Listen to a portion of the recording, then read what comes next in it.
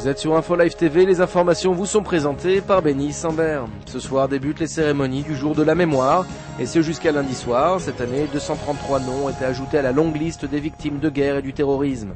Un bilan particulièrement lourd alors que 2006 était marqué par un violent conflit entre le Hezbollah et Tsahal.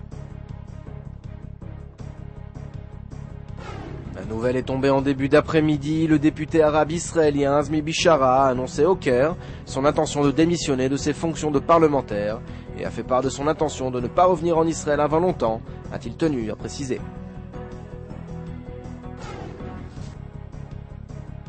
Les déclarations et autres menaces fusent chez les Palestiniens après la mort de 9 terroristes hier à Jenin, tués par Tsahal. En réponse, c'est une pluie de roquettes Qassam qui s'est abattue sur la localité de Sderot hier soir. Pour le Hamas, l'heure est à la vengeance. Israël a élevé en raison des faits son état d'alerte au maximum.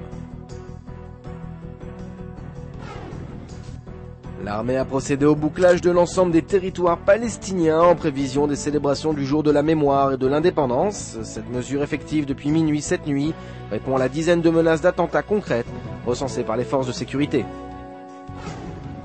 Le Premier ministre israélien Ehud Olmert a affirmé dimanche à la radio israélienne que l'Iran est loin d'avoir atteint le seuil technologique qui lui permettrait de se doter de l'arme nucléaire. Le Premier ministre a par ailleurs réaffirmé qu'il privilégiait la voie diplomatique vis-à-vis de l'Iran. Sans transition politique, Avraham Hirschzon quitte le portefeuille des finances. Le chef du Trésor a annoncé son intention de se suspendre lui-même de ses fonctions suite à sa mise en accusation pour malversation.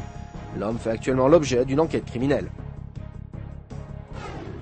À l'étranger, les Français votent depuis ce matin. Ils sont appelés à choisir leur nouveau président parmi les 12 candidats à se présenter.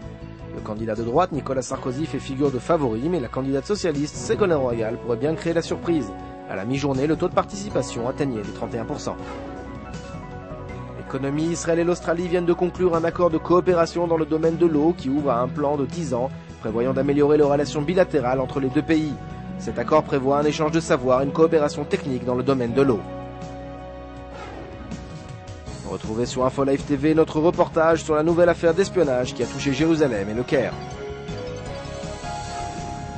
Découvrez également la dernière action menée par Tsahal à Jenin, lors de laquelle 9 terroristes palestiniens ont trouvé la mort.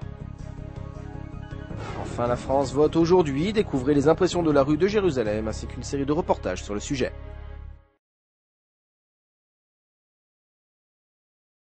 Eli, Eli, שלא ייגמר לעולם, החול והים, רשרוש של המים, ברק השמיים, תפילת האדם.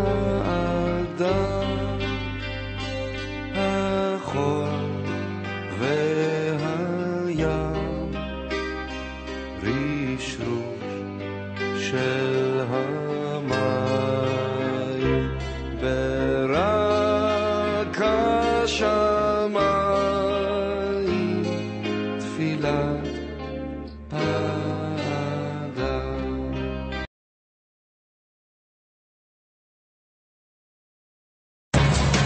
Aujourd'hui, le monde entier parle d'Israël.